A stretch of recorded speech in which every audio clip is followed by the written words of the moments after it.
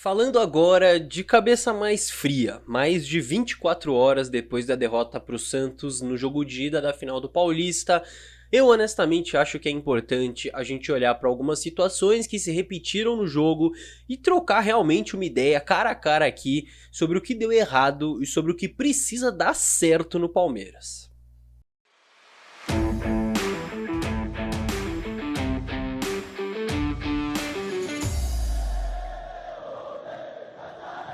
Salve, salve você que acompanha a Análise Verdão aqui no YouTube, meu nome é Leonardo Suzuki, sejam muito bem-vindos a mais um vídeo, meus amigos. Ter que reverter desvantagem no jogo de volta é uma situação conhecida, é uma situação pela qual a gente passou e deu pra ver nos minutos finais do próprio jogo contra o Santos na Vila Belmiro que se o Palmeiras apertar desde o início, o Palmeiras tem sim ótimas chances no jogo de volta, mas isso não é motivo para eu deixar de vir aqui e trocar uma ideia com vocês sobre alguns erros, né? E aqui vocês sabem como funciona, não é coisa de mandar ninguém embora, não é pra xingar, não é de que tá tudo perdido, é uma reflexão, a gente precisa realmente trocar ideias sobre alguns assuntos. Então me acompanha aqui, porque depois eu vou querer saber a sua opinião sobre tudo isso nos comentários, tá? Primeiro de tudo, não é a primeira vez neste ano que em momentos mais críticos, em jogos mais críticos, o time não entrega o nível de concentração e o nível de intensidade que seria necessário para esse momento, para esse contexto.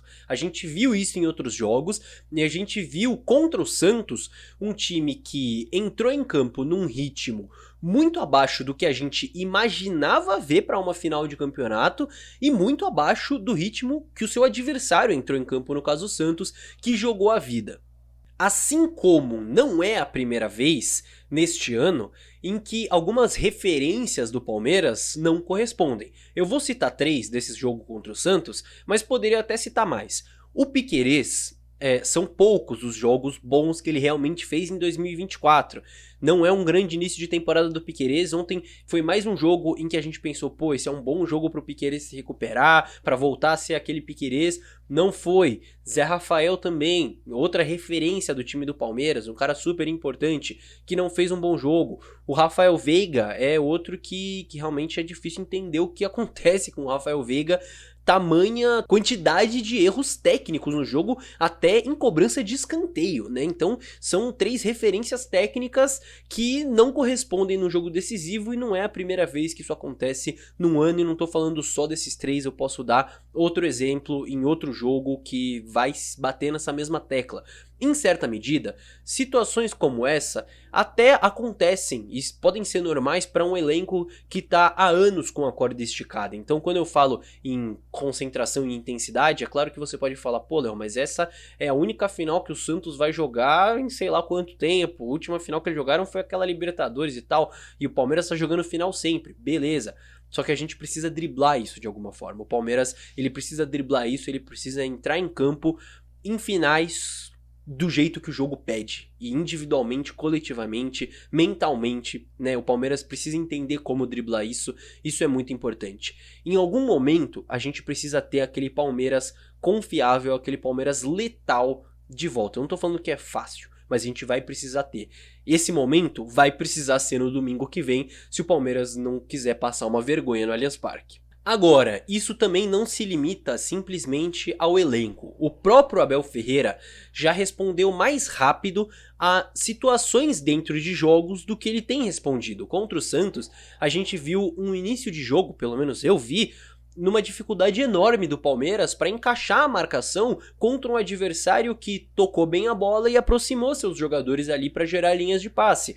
Foram encaixes de marcação que foram confusos, na minha visão. Ficaram confusos de assistir e pareceu que deixou também os jogadores confusos ali dentro de campo, que colocou a todo momento nos jogadores do Palmeiras a dúvida do que fazer, né, dentro de campo, se seguir o jogador ou se proteger a mais o seu espaço, enfim, parece que foi um plano que gerou dúvida na cabeça dos jogadores dentro de campo e que precisou ser corrigido ao longo do jogo. Então, a partir do momento que aquilo precisa ser corrigido, que aquilo estava dando errado ali desde o início da partida, é um ponto que a gente precisa né, colocar aqui e que realmente foi um erro. E isso acaba levantando também outros questionamentos em relação a padrões táticos desse time, né? E entrando nesse ponto, nessa questão defensiva que eu tenho falado, precisa ter encaixes tão longos de marcação em todos os jogos? Eu sei que esses encaixes de marcação já deram muito certo pro Palmeiras e podem seguir dando certo se forem melhor ajustados. Eu acho que o Abel ele colocou de uma maneira muito complexa nesse jogo contra o Santos, desnecessariamente, dava pra ter simplificado. Só que o Palmeiras precisa usar esse modelo de marcação em todos os jogos, e aí principalmente contra adversários que se movimentam muito, que trocam muito de posição, que é uma dificuldade que se impõe ao Palmeiras, porque a partir do momento que os adversários estão trocando de posição, os jogadores do Palmeiras ficam em dúvida, pô, eu sigo o cara até cruzar o campo ou eu fico na minha? E se eu ficar na minha, vai ter alguém seguindo o cara até ele cruzar o campo ou ele vai receber sozinho? São questões que levantam dúvidas. Será que a gente não pode talvez voltar a algo que já foi feito no início do trabalho do Abel aqui no Palmeiras, de proteger um pouco mais o espaço, saltar menos, para gerar menos dúvida, para conseguir se proteger melhor a partir do momento que você está se defendendo, se você não vai marcar tão alto, por exemplo. E aí, um outro tópico, pensando no cenário de ontem, no cenário que se apresentou ontem, de um Santos apertando no início e um claro caminho para o contragolpe, que já encaixou com 4 minutos, com o Flaco Lopes perdendo aquela chance. Será que a gente não poderia talvez marcar um pouco mais atrás, se proteger um pouco mais ali e ter esse campo pro contragolpe, dar menos campo pro seu adversário? Eu acho que são questões que são válidas, são questionamentos que são válidos em relação ao Abel e em relação a essas lideranças do elenco que eu citei. Acho que são reflexões que a gente precisa fazer, porque são questões que a gente vai precisar driblar ao longo da temporada, que a gente vai precisar resolver ao longo da temporada, né? E como eu disse, sem querer mandar ninguém embora, sem desrespeitar ninguém, apenas reflexões. Essa é a segunda final que o Palmeiras joga no ano, é talvez a final menos importante que o Palmeiras pode jogar no ano, se chegar a outras finais, e a gente vai precisar driblar esse tipo de situação, não só em outras finais, como em outros mata-matas também. E é complicado a gente ver erros de certa maneira repetidos nessa temporada. Agora, capacidade de virar o jogo no Allianz Parque, eu confirmo pra vocês que realmente não falta pro Palmeiras. Não é porque perdeu o jogo que falta. O Palmeiras, mesmo perdendo na Vila, segue sendo o melhor time, segue tendo os melhores jogadores, segue tendo a força da torcida no jogo da volta, que faz muita diferença, e segue tendo um histórico que mostra que o time consegue superar situações como essa, como fez contra a Água Santa em 2023 e contra São Paulo em 2022. Só que a gente, mesmo assim, mesmo se recuperando, mesmo fazendo 4 gols, por exemplo, como fez nos últimos anos, e tomara que faça de novo, a gente precisa retomar aquele padrão de intensidade e aquele padrão de concentração que faltou para decidir jogos mais pesados de 2024 até aqui. Para a sequência da temporada, o Palmeiras não pode entrar numa final ou entrar numa ida de mata-mata tão desligado como entrou contra o Santos e errando tanto tecnicamente, lideranças errando tanto tecnicamente e numa certa desorganização ali na parte defensiva, assim como não pode tomar um gol no finalzinho e ceder um empate contra o Corinthians, assim como não pode perder chance numa final como fez contra o São Paulo, enfim, são erros que a gente vai precisar corrigir.